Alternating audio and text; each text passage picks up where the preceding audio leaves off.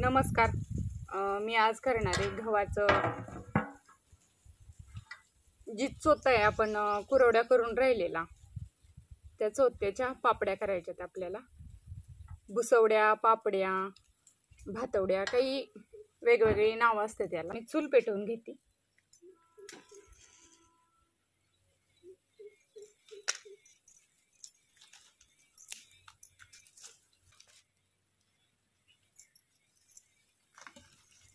चूल पेटली. आता आपण पातेलं मोठं ठेवून घेऊ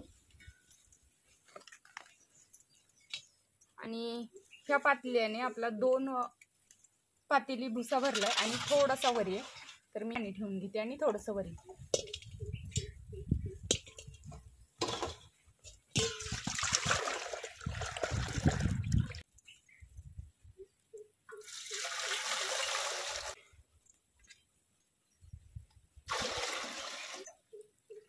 आपण ह्याच्या बरोबर हे एकदम चोथा असतो, ह्याला म्हणजे असं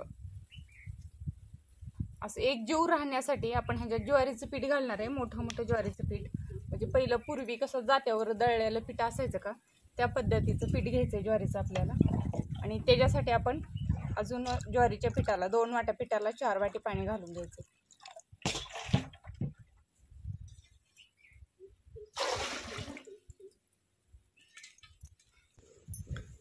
आपण त्यासाठी साहित्य घेतले.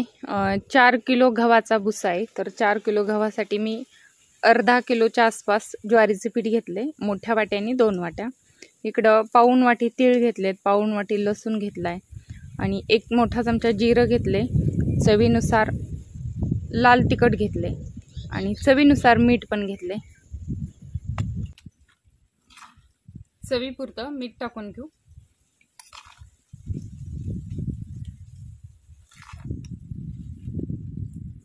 मी 3 चमचे टाकलेत. आपल्या मिरची पावडर मध्ये मीठ नाही, त्याच्यामुळे मी थोडंसं मीठ जास्त टाकले. मिरची पावडर, जिरं, तीळ.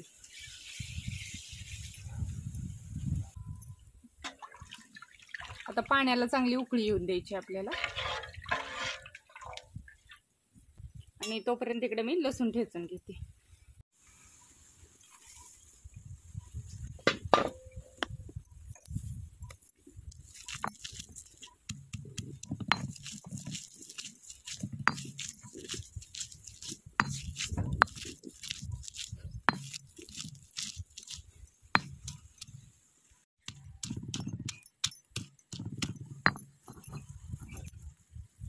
चांगला असा ठेचून घेतलाय. आता वाटीत काढून घेते.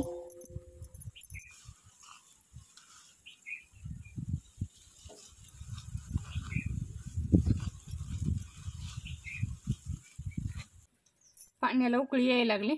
ठेचलेलं लसूण घालू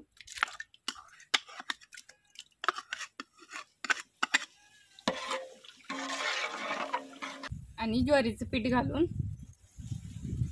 मिक्स करून घेऊ आधी.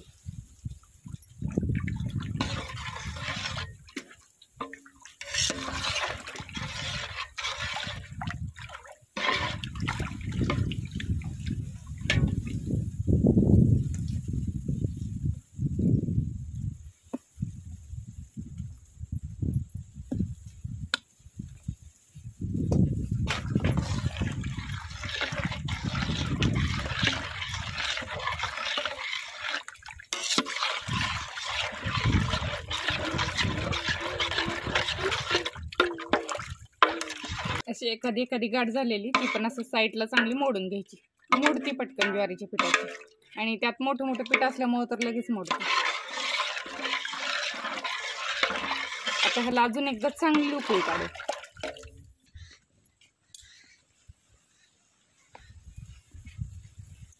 पाण्याला बघा चांगली उकळी फुटायला लागली. आता आपण हे घालून घेऊ.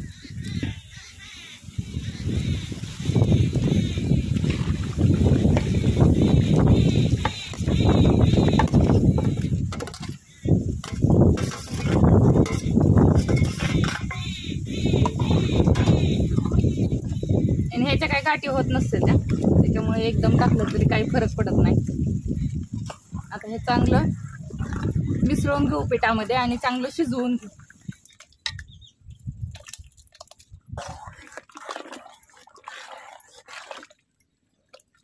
बघा याच्या गाठी लगेचच मोडल्या, त्याच्यामुळं पीठ अगोदर टाकायचं आणि नंतर हे टाकायचं. आता ह्याला चांगलं 20 मिनिटं तरी शिजवू आणि नंतर बघू आपण शिजलंय का नाही ते. झाकण ठेवून देऊ. इथं आपण कापड हातरून घेतले, कापड वल्ल करून हातरले आणि कडेने उडून जाऊ नये म्हणून असं वजन ठेवलेत. आणि आता पीठ पण चांगलं अर्धा ते पाऊण तास शिजवून घेतले आपण, कारण पीठ भिजवलेलं नव्हतं, आपलं ज्वारी भिजवलेली नव्हती, आपण आयतं पीठ घेतलेलं आहे. त्याच्यामुळे चांगलं शिजवून घ्यायचं, जेणेकरून आपल्या पापड्यासनी तड जाणार नाहीत, म्हणून चांगलं शिजवून घेतले. चला बघू.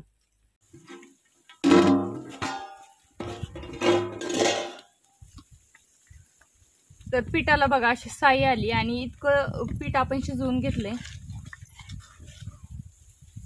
की पीठ मग कसं दिसत होतं आता बघा. तर पीठ आपलं चांगलं शिजलेलं आहे. मी एका भांड्यात काढून घेते.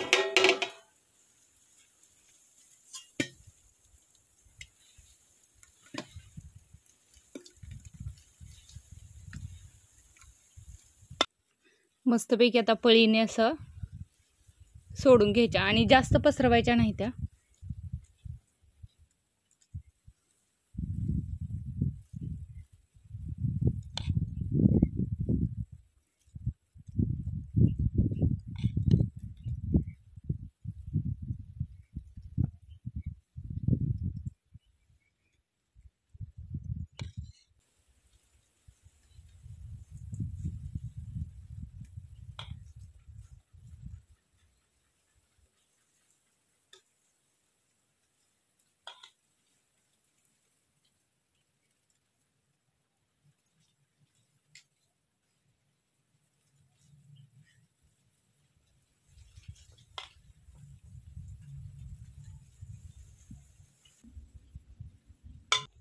मस्त अशा आपल्या पापड्या सगळ्या घालून झालेत,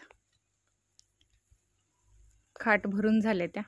आणि ही तुम्हाला मध्ये मध्ये ढिगारे दिसतात ना, ते आपली खरवड म्हणजे चिटकलेलं बुडाला वगैरे थोडंसं पीठ असतं का, ती काय आपल्याला पापड घालता येत नाही. तर मग ती पिठाचं मी तसं थोडेसे सांडग्याच्या वाजात सोडलेलं आहे ते. तर ही आम्ही आमच्या आईला आजीला विचारायचं की असं पापड्याचा एकसारखा खाट किती छान दिसतोय, हे कशाला मध्ये असले ढिगारे घातलेत. तर आमची आजी छान उत्तर आम्हाला द्यायच्या की आपल्या पापड्या कुरवड्या जरी एकसारख्याच केल्या तर त्याला कोणाची दृष्ट लागू शकते, असं केल्यावर दृष्ट लागत नाही अशी म्हणायची. तुम्हाला काय वाटतं, हे खरं आहे का? खरं असेल किंवा नसेल मला काही माहीत नाही, पण आपलं जे शिल्लक असतं म्हणून तिथं आपण वाळायसाठी मंडीमध्ये ठेवून देतो. तुम्हाला काय वाटतं कमेंट करून कळवा. आणि आता हे चांगल्या 2-3 तास चांगल्या उन्हात कडक अशा वाळून द्यायच्या आणि नंतर आपण कापड ही पलटी करायचं आणि वरनं थोडंसं पाण्याचा सडाका देऊन मग पापड्या काढायच्या. बघू परत. तर हे आता आपलं खालनं वरी आणलंय मी आणि हे असं उचलूनच आणलं. आता ह्याला पलटी करून घेऊ.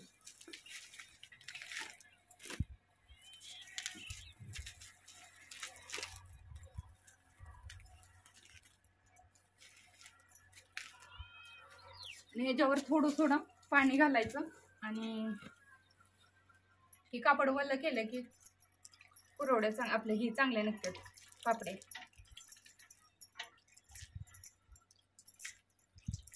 जास्त नाही टाकायचं कारण वल्या होत्याला ते लय जर टाकलं तर. थोडं पाणी टाकायचं आणि वले करायचं.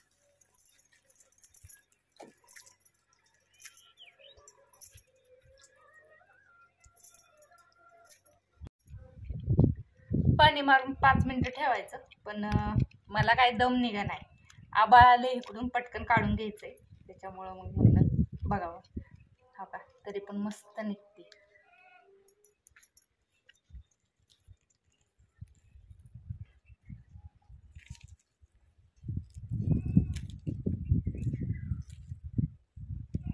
जिथं पाणी लागलं नाही का कडक कोपरा ती जरा तुटतंय, पण जे असं बाकीचं छान निघतंय.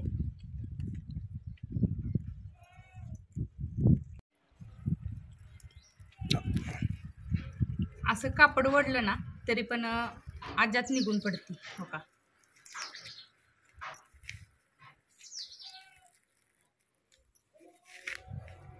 आणि आम्ही लहानपणी आई आजी असं वाळवण सामान करायला लागली की आमची मिठी उलटायला आम्हाला करायचंय कारण असं कापड वगडायला मजा यायची ना.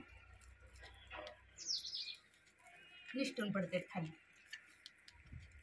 तिथं पाणी बसलं नाही, तिला निघले नाही 2.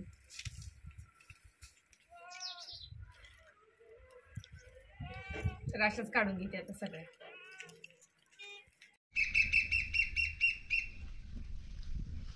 तर आपल्या पापड्या 4 किलो भुशाच्या, म्हणजे आपण 4 किलो गहू घेतलं होतं आणि त्याचं चिक काढून राहिलेला जी भुसा होता त्याच्या पापड्या केल्या त्या. तर बरोबर 100 पापडी तयार झाली आहे. अगदी आकाराने सुद्धा चांगली झाली आहे, जाडीला सुद्धा एकदम मापात झाली. माझ्याकडून थोडंसं पाणी जास्त झालंय, तुम्ही थोडंसं पाणी कमी करा. पण मी कापडावर घातल्यामुळे ते कापडातनं पाणी खाली जिरपून गेलं, त्याच्यामुळे मला वाळवायला जास्त अडचण आली नाही. तुम्ही जर करत असाल तर थोडं पाणी कमी करा. मी प्रमाण घेतलं होतं, जेवढा चोथा आहे तेवढंच पाणी घेतलं होतं, पण त्याच्यापेक्षा थोडंसं पाणी तुम्ही कमी घेऊ शकता. तर ही पापडी आता मी आरावर भाजून घेते.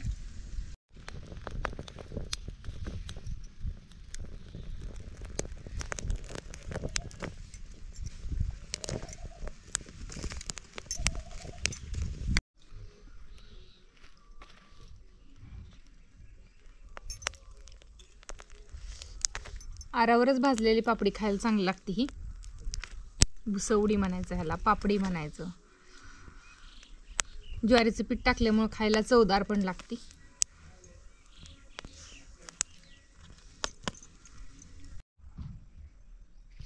तर दोन्ही बाजूनी चांगली भाजून घेतली. खाऊन दाखवते मी तुम्हाला. चवीला मस्त झाली. आणि विशेष म्हणजे आपल्याला भाजीला घरात काय नसलं तर आपण ह्या पापड्यांची भाजी पण करू शकतो. तर आपल्या गव्हाच्या राहिलेल्या भुशापासून जी बनवलेली पापडी भुसवडी तुम्हाला आवडली असेल तर लाईक करा, शेअर करा. आणि भाजी जर तुम्हाला ह्याची भाजीची रेसिपी जर पाहिजे असेल तर तशा कमेंट करा. व्हिडिओ आवडला असेल तर लाईक करा. धन्यवाद.